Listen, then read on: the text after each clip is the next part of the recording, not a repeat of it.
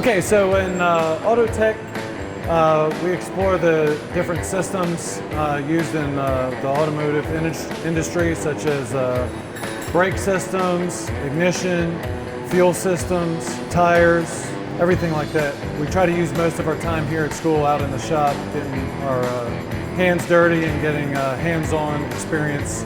Mr. Guffey does a great job of getting us in the shop, and we always have something to do. Being able to work on cars, being able to do things with my hands.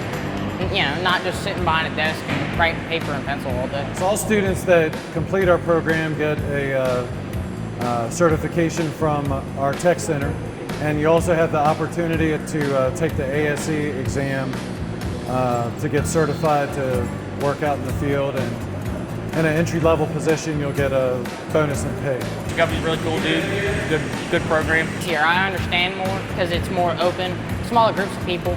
It's an amazing class. The type of students we're looking for are ones that don't mind getting dirty. They have a passion for cars, trucks, anything automotive, and they want to learn. Anyone that applies to our program and gets in is going to have a great time and an awesome opportunity for their future.